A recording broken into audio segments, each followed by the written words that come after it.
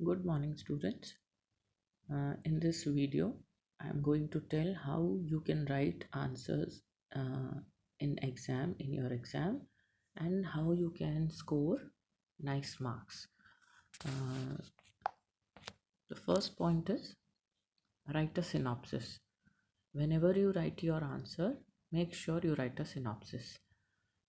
जितना अच्छा आपका सिनॉप्सिस होगा उतना अच्छे मार्क्स आप फेच कर सकते हैं। इसके दो एडवांटेज हैं। पहला, सिनॉप्सिस एक स्केलेटन प्रेजेंट करता है आपके आंसर का कि आपका आंसर आगे कैसे होने वाला है। और सिनॉप्सिस में जो पॉइंट्स रहते हैं वो जब आप लिखना स्टार्ट करते हैं तो कभी कभी आप आउट ऑफ वे चले जाते हैं और ट्रैक से हट जाते हैं, लेकिन अगर आपके पास सिनॉप्सिस रेडी रहता है तो आप उसके पॉइंट्स को डील करते जाते हैं स्टेप बाय स्टेप और आपका एक अच्छा सा आंसर फ्रेम हो जाता है। लेकिन जब आप सिनॉप्सिस लिखते हैं तो आप स्टार्ट करते हैं इंट्रोडक्शन से, फिर मीनिंग, फिर डेफिनेशन, फिर types, characteristics, functions, advantages, disadvantages, then suggestions, conclusion, references. ये पॉइंट्स तो ज़रूर से होने चाहिए आपके सिनॉप्सिस में।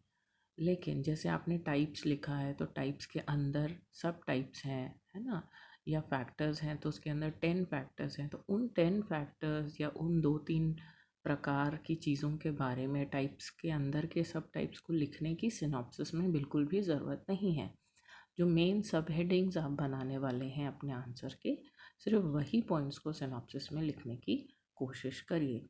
तो ये सिनॉप्सिस आपको भी मदद करता है, एक तो एक अच्छा आंसर प्रेजेंट करने के लिए और दूसरा अच्छे मार्क्स फेच करने के लिए। नेक्स्ट जो सबसे इम्पॉर्टेंट चीज़ है, आप कितना भी अच्छा सिनॉप्सिस लिख लें लेकिन अगर उसको एग्जामिनर पढ़ नहीं पा रहा है, या कितना भी अच्छा आंसर आप लिख लें उसको एग्जामिनर पढ़ नहीं पा रहा है, he is unable to read your answers, unable to understand what you have read, he has to give time to understand, to read, then it is not nice. तो आप इस चीज़ का ध्यान रखें कि आपकी राइटिंग अच्छी हो। हर कोई बहुत अच्छा नहीं लिख पाता है, हर किसी की राइटिंग सुंदर नहीं हो पाती है, और वैसे भी जब आपकी स्पीड बढ़ती है तो थोड़ी सी राइटिंग ख़राब हो जाती है। लेकिन इस बात का ध्यान रखें कि आपकी राइटिंग इतनी भी ख़राब ना हो जाए कि कोई उसे पढ़ ही ना पाए, है ना। तो आप जो लिखना चाह रहे हैं वो आपके एग्जामिनर को समझ में आए, एटलीस्ट उतना क्लियर तो आप लिख सकते हैं। Next point is underline important points. आप जब अपने आंसर्स को लिखते हैं तो कोशिश करिए जो भी आपके ऐसे पॉइंट्स हैं जिसको आप एनहांस करना चाहते हैं, दिखाना चाहते हैं, उस पर स्ट्रेस देना चाहते हैं, उन लाइंस को अंडरलाइन करें, सब हेडिंग्स को भी हाईलाइट करें। लेकिन जैसे आपने डेफिनेशंस लिखा है या किसी चीज़ को एक्सप्लेन करते में बीच में किसी की डेफिनेशन डाली है तो उसको आप, जैसे हम नॉर्मल वर्ड डॉक्यूमेंट बनाते हैं तो हम उसको बोल्ड कर देते हैं, इटैलाइज कर देते हैं, कलर चेंज कर देते हैं, सेम थिंग आप अपने आंसर शीट में भी कर सकते हैं। वो एक बहुत अच्छा इम्प्रेशन क्रिएट करता है। Next, deal the points as subheadings. मैंने कहा ना, जैसे आप फैक्टर्स अफेक्टिंग समथिंग ऐसा लिखते हैं या टाइप्स ऑफ समथिंग लिखते हैं, है ना, तो उसके अंदर फिर आपके सब हेडिंग्स आ जाते हैं, टाइप 1, टाइप 2, टाइप 3, या फैक्टर 1, 2, 3, 4, एडवांटेजेस 1, 2, 3, 4, तो वो कहलाएंगे सब हेडिंग्स। तो इन सब हेडिंग्स को सिर्फ लिखने से नहीं होगा, है ना, उनको डील भी करना पड़ेगा। किसी चीज़ के प्रिंसिपल्स आप लिख रहे हैं तो खाली वो प्रिंसिपल्स को लिख देने से नहीं होगा, you have to deal those points. Deal मतलब you have to explain what you have mentioned in the sub heading. कभी कभी हम सोचते हैं सब हेडिंग में ये लिखा है मतलब इसका ये होगा, लेकिन एक्चुअली उस पर्टिकुलर क्वेश्चन के लिए उसका मीनिंग कुछ और होता है। तो हमको हर सब हेडिंग को डील करना है, उन्हीं सब हेडिंग्स को लिखना है जिसको हम डील कर सकते हैं in the given point, in the given time, है ना।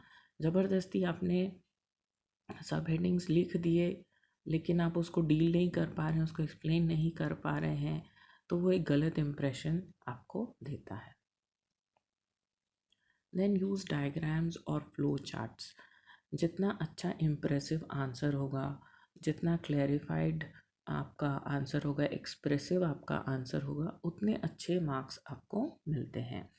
तो आप कोशिश करिए, जैसे टाइप्स है तो इसको एक ट्री डायग्राम से दिखाइए, कोई प्रोसेस समझा रहे हैं तो उसको एक फ्लो डायग्राम से समझाइए, कुछ स्टैटिस्टिक्स डाटा दे रहे हैं, स्टैटिस्टिकल डाटा आप डाल रहे हैं तो पाई चार्ट डालिए।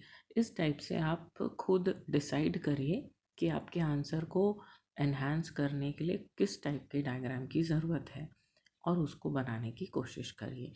फिर उस डायग्राम को एनालाइज करिए, उसको एक्सप्लेन करिए कि इसमें मैंने ये पॉइंट्स लिखे थे, उसका ये मतलब है। तो वो चीज़ और अच्छी आपकी आंसर को और अच्छा बनाती है, उसको और अच्छी बॉडी देती है। Next, right conclusion and references.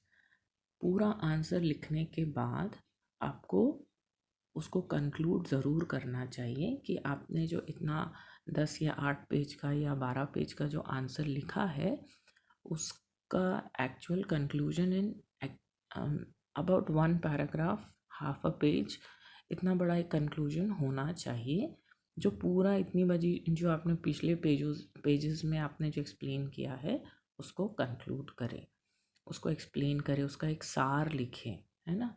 फिर रेफरेंसेस माने आपने कौन कौन से रिसोर्सेज यूज़ किए हैं इस आंसर को बनाने के लिए।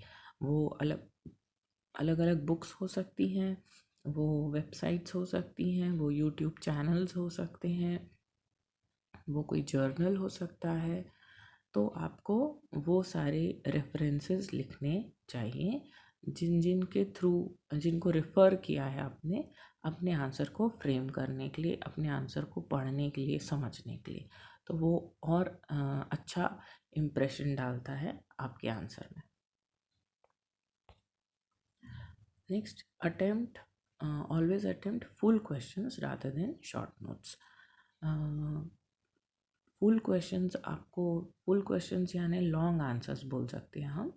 जैसे कि 16 मार्क का एक क्वेश्चन है और उसके ऑप्शन में शॉर्ट नोट दिया गया है कि संक्षिप्त में लिखिए किसी दो को, या फिर किसी एक, उसके ऑप्शन में एक लॉन्ग आंसर रहता है। फुल क्वेश्चन जिसको हम कहते हैं वो 16 मार्क्स का रहता है। तो हमेशा कोशिश करिए कि आप फुल क्वेश्चन, लॉन्ग आंसर को अटेम्प्ट करें रादर देन शॉर्ट नोट। वो इसीलिए कि आपको लॉन्ग आंसर लिखने में भी उतना ही समय लगता है जितना कि आपको शॉर्ट नोट लिखने में लगता है। तो एक लॉन्ग आंसर या 2 शॉर्ट नोट वो आपको सेम टाइम लेंगे, रादर ज़्यादा टाइम लेता है शॉर्ट नोट, क्योंकि आपको बहुत छोटी में बहुत सारी चीज़ें लिखनी होती, तो सोचना पड़ता है, थोड़ा सा अपने आंसर को सिंथेसाइज करना पड़ता है कि उस पर्टिकुलर मार्क्स और उस पर्टिकुलर टाइम फ्रेम में वो फिट बैठे। जबकि लॉन्ग आंसर में आप थोड़ा सा लिबर्टी ले सकते हैं। और जब दोनों में ही मेहनत सेम लगती है और मार्क्स ज़्यादा हम लॉन्ग आंसर में फेच कर पाते हैं, तो कोशिश करिए कि आप लॉन्ग आंसर्स पे जाएं कंपेयर टू शॉर्ट नोट्स। लेकिन अगर लॉन्ग आंसर बन ही नहीं रहा है तो मार्क्स का लॉस ना हो, इसलिए शॉर्ट नोट्स को आप अटेम्प्ट कर सकते हैं। Okay, then first attempt a question that you know. Question paper में जितने भी क्वेश्चंस आते हैं उसमें से यूनिट वाइज दिया रहता है, यूनिट 1 2 3 4 5। तो आपको हो सकता है यूनिट 5 का क्वेश्चन आता हो, 3 का आता हो, 1 2 और 4 का थोड़ा थोड़ा डाउटफुल है या नहीं आता है, वॉटेवर। तो आप पहले वो क्वेश्चंस अटेम्प्ट करें जिसको आपको बहुत अच्छे से आता है, क्योंकि वो आपको, क्योंकि वो उस पर आप कॉन्फिडेंट हैं, तो वो आपके कम टाइम वेस्ट होगा आपका उस लिखने में, आप फटाफट उसको फिनिश कर पाएंगे। और फिर जो नहीं आते हैं उस पर थोड़ा सा सोचने के लिए आपको एक्स्ट्रा टाइम मिलता है। तो कोशिश करिए कि पहले उन आंसर्स को अटेम्प्ट करें जिसके लिए आप कॉन्फिडेंट हैं, जो आपको बहुत अच्छे से आते हैं, ताकि आपका टाइम बहुत अच्छे से मैनेज हो सके। अगर आप शुरू में ही परेशान होकर उन क्वेश्चंस के पीछे टाइम वेस्ट करेंगे जो आपको नहीं आता है, या आप थोड़े से कंफ्यूज्ड हैं, या आप थोड़े से श्योर नहीं हैं, तो वो आपका टाइम वेस्ट होता है शुरू में सोचने के लिए, फ्रेम करने के लिए। और फिर जो आता है उसमें आप थोड़े से पुअर परफॉर्मेंस देते हैं, आप थोड़ा सा अच्छे से लिख नहीं पाते क्योंकि समय की कमी हो जाती है। तो बेटर जो आता है पहले उसको बहुत अच्छे से अटेम्प्ट करें, बहुत अच्छे से लिखें, बहुत अच्छे मार्क्स फेच करें उसमें, और उसके बाद जो धीरे धीरे जो आपका जैसे नहीं आता है, कम आता है, कंफ्यूज्ड हैं, डाउटफुल हैं, ऐसे आंसर्स को फिर धीरे धीरे अटेम्प्ट करें और उन पर टाइम थोड़ा सा ज़्यादा देना पड़ेगा आपको।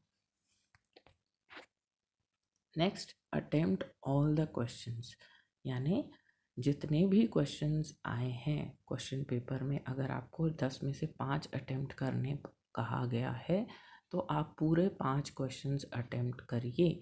आपको अगर कोई क्वेश्चन का आंसर नहीं आता है तो एक थोड़ा सा सुपरफिशियल नॉलेज हमको हर टॉपिक के बारे में होता है, तो उसके बारे में कुछ ना कुछ ज़रूर लिखिए। कोई भी क्वेश्चन को टोटली ब्लैंक छोड़ के 0 मार्क्स लाने से बेटर है कि उस विषय में जितनी आपकी जानकारी है उसको ज़रूर से वहाँ प्रोड्यूस करें, ताकि हाफ मार्क्स, 1 मार्क्स, 2 मार्क्स तो कम से कम मिल ही पाए आपको।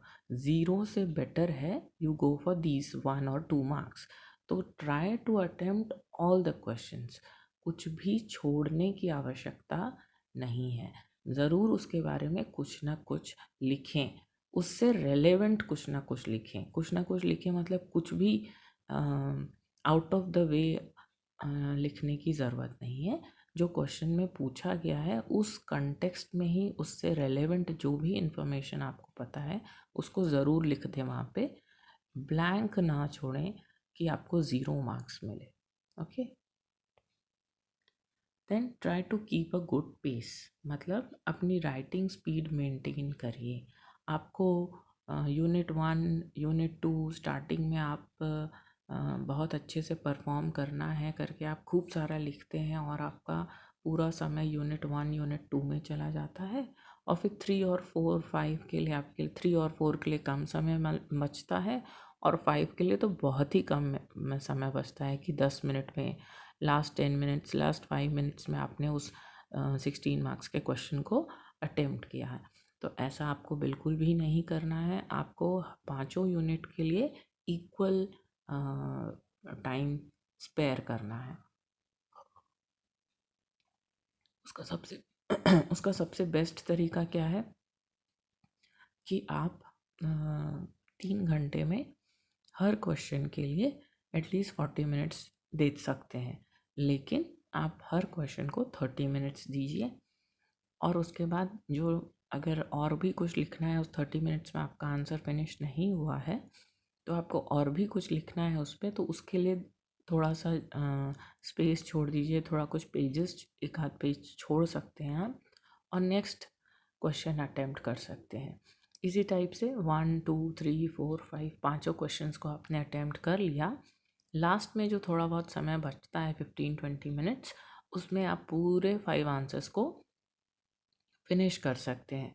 इससे क्या होगा कि अगर आपने सिर्फ 1 या 2 यूनिट को बहुत अच्छे से लिखा, 3, 4, 5 आपके थोड़े से छूट गए, अच्छे से नहीं लिख पाए, तो आपको मार्क्स कम मिलेंगे। लेकिन अगर आपने सबको इक्वली डील किया है तो आप थोड़ा सा अपना स्कोर मेंटेन कर पाएंगे, पांचों आंसर्स अटेम्प्ट कर पाएंगे। जैसे मैंने कहा कि कुछ भी छोड़ना नहीं है, आपको हर क्वेश्चन को अटेम्प्ट करना है, तो उसमें आपको बहुत मदद मिलेगी। तो राइटिंग स्पीड को बहुत ध्यान में रखना है, लेकिन अपनी हैंड राइटिंग पर भी बहुत ध्यान देना है। Then try to be ready with the notes before exams. आपको पता है कि जनवरी में एग्ज़ाम होंगे या दिसंबर एंड में एग्ज़ाम्स होंगे आपके, तो बहुत पहले से आपके नोट्स प्रिपेयर हो जाने चाहिए, ताकि जब आप नोट्स के थ्रू पढ़ते हैं तो जब आप एग्ज़ाम में आंसर्स लिखते हैं तो आपके नोट्स, आपके आंसर्स आपको दिखने लग जाते हैं और आपकी राइटिंग स्पीड बढ़ जाती है। लेकिन अगर आप 3-4 टेक्स्ट बुक्स को रख के और थोड़ा सा बिखरा हुआ आपका टेबल रहता है और फिर आप उसमें से पढ़ते हैं और समझते हैं कि मैंने डेफिनेशन इस बुक से ले लिया, फैक्टर्स उस बुक से पढ़ लिया, और एडवांटेजेस तीसरी बुक से पढ़ लिया, तो मुझे याद है, याद तो रहता है, लेकिन जब आप एग्ज़ाम में आंसर फ्रेम करने जाते हैं तो आप थोड़ा से जम्बल्ड हो जाते हैं, थोड़े से कंफ्यूज्ड हो जाते हैं और अब वो आपका टाइम वेस्ट होता है उसमें। तो बेटर नोट्स प्रिपेयर करें, है ना। नोट्स प्रिपेयर करने से आपको वहाँ एग्ज़ामिनेशन हॉल में जो थोड़ा सा एंजाइटी हो जाती है, नर्वसनेस हो जाता है, उसको भी फाइट करने में मदद मिलती है। तो आप और अच्छे से अपने आप को एक्सप्रेस कर पाते हैं जब आपके पास पहले से तैयार मटेरियल को जब आप प्रोड्यूस करते हैं एग्ज़ामिनेशन हॉल में, तो आपको और अच्छे मार्क्स फेच करते हैं, आप और अच्छे से टाइम मैनेजमेंट कर पाते हैं। और नोट्स कैसे प्रिपेयर करना है, इससे भी मैंने अपने नेक्स्ट वीडियो में एक्सप्लेन किया है। आप उसको समझने के लिए मेरा नेक्स्ट वीडियो देख सकते हैं। तो जल्दी से हम एक रीकैप कर लेते हैं कि हमको कैसे आंसर लिखने चाहिए एग्ज़ाम में। सबसे पहले मैंने कहा था सिनॉप्सिस ज़रूर से होना चाहिए, राइट अ सिनॉप्सिस। आपका क्वेश्चन का आंसर सबसे पहले सिनॉप्सिस से स्टार्ट होना चाहिए। First page of your answer should be your synopsis. Next, hand writing should be legible, यानी कि पढ़ने लायक आपकी हैंड राइटिंग होनी चाहिए। अंडरलाइन इम्पॉर्टेंट पॉइंट्स, जो भी महत्वपूर्ण पॉइंट्स हैं आपके आंसर के, उसको हाईलाइट करिए, उसको अंडरलाइन करिए। डील द पॉइंट्स एज सब हेडिंग्स, हर पॉइंट को सब हेडिंग के फॉर्म में बनाइए और फिर हर सब हेडिंग को डील करिए, सिर्फ सब हेडिंग लिख के नेक्स्ट में मत चले जाइए। Then use diagrams of flow charts, अपने आंसर को और अच्छा इम्प्रेसिव बनाने के लिए अपने flow charts, diagrams, pie charts, tables, इनका यूज़ करिए, आपके आंसर को और अच्छी बॉडी मिलती है। Write the conclusion and references, अपने बड़े से आंसर को कंक्लूड ज़रूर करिए कि आप इतने सारे पेजेस में क्या आपने समझाने की कोशिश की है। और फिर रेफरेंसेस ज़रूर लिखिए, एटलीस्ट 2 रेफरेंसेस ज़रूर से लिखिए मिनिमम, कि आपने कौन सी बुक से ये रिसोर्स यूज़ किया है इस आंसर को लिखने के लिए, कौन सी वेबसाइट यूज़ करी है, कौन सा यूट्यूब चैनल यूज़ किया है ना। तो उन बुक्स का नाम या सिर्फ ऑथर्स का नाम आपको ज़रूर से रेफरेंस में डालना चाहिए। Then always attempt full questions rather than short notes, जैसा कि मैंने कहा है शॉर्ट नोट्स थोड़ा सा टाइम ज़्यादा लेता है ना, और मार्क्स आपको उतने अच्छे उसमें नहीं मिलते कंपेयर टू लॉन्ग आंसर्स। तो प्रेफर करिए go for long answer first, बिल्कुल ही नहीं बनता है तो then go for short answers.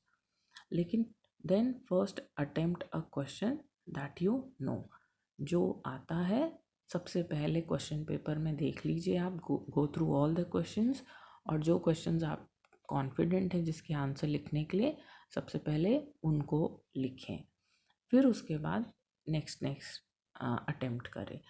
Then attempt all the questions, आपको सभी क्वेश्चंस आते हों एक जैसे ज़रूरी नहीं है, तो जो आते हैं वो तो आपने पहले अटेम्प्ट कर लिए, फिर जो नहीं आते हैं उनके बारे में कुछ तो नॉलेज आप ज़रूर से रखते हैं।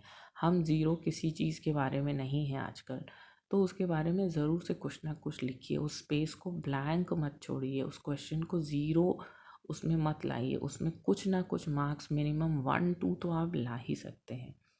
Then try to keep a good pace, आप एक ही आंसर पे अपना पूरा टाइम वेस्ट मत करिए, अपने 3 आवर्स को इक्वली डिवाइड करिए, हर आंसर पे मिनिमम 30 मिनट्स आपको एक आंसर को देने चाहिए, उससे ज़्यादा समय मत दीजिए, नहीं तो आपके बाकी यूनिट्स पर उसका प्रभाव पड़ेगा। तो शुरू से ही एक अच्छा पेस बना के चलिए, अपने टाइम को बहुत अच्छे से डिस्ट्रीब्यूट करिए हर यूनिट के लिए, और आंसर लिखना स्टार्ट करिए। Then try to be ready with the notes before exams, आपके नोट्स आपके एग्ज़ाम से पहले तैयार होने चाहिए। और मैंने जैसा पिछली स्लाइड में कहा था, नोट्स कैसे प्रिपेयर करना है वो मेरे आप नेक्स्ट वीडियो में देख सकते हैं, लेकिन आपके नोट्स डेफिनेटली प्रिपेयर्ड होने चाहिए, तो आपकी राइटिंग स्पीड ऑटोमेटिकली अच्छी हो जाएगी, आपके लिखने का तरीका और सुधर जाएगा, आपका टाइम कम वेस्ट होगा सोचने के लिए, चीज़ों को जमाने के लिए, अदरवाइज़ आप बहुत ही हैफज़ार्ड तरीके से प्रोसीड करेंगे। ओके, अब क्या बिल्कुल भी नहीं करना है आपको आपके आंसर्स लिखने के समय एग्ज़ाम्स में? पहला, रॉन्ग डेफिनेशंस।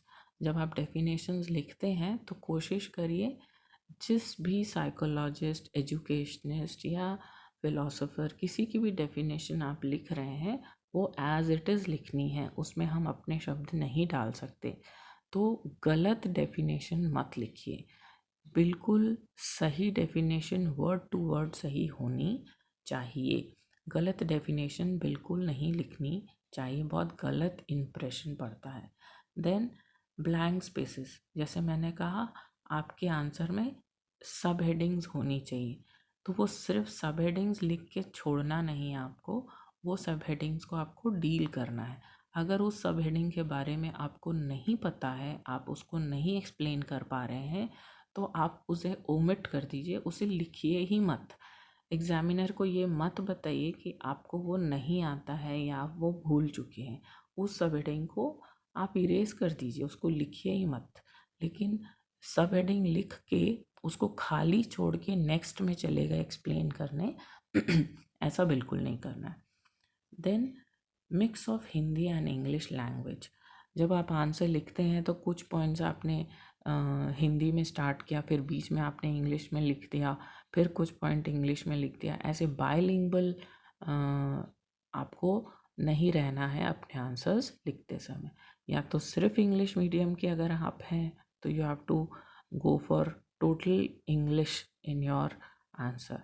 अगर आप हिंदी मीडियम के हैं तो आपको पूरा का पूरा आंसर सिर्फ हिंदी में ही लिखना है। हिंदी मीडियम वालों को ये लिबर्टी है कि वो डेफिनेशंस एक दो इंग्लिश में लिख सकते हैं, लेकिन जैसा मैंने कहा है रॉन्ग डेफिनेशन आपको नहीं लिखना है। लेकिन आपको अपने आंसर्स को as per your convenience 2-3 medium में फ्लक्चुएट नहीं होना है, आपको एक ही मीडियम फॉलो करना है। टोटली हिंदी या टोटली इंग्लिश में आपको आंसर लिखना है। That's all. Thank you and all the best. Hope आप लोग बहुत अच्छे से अपने आंसर्स लिखेंगे। Thank you.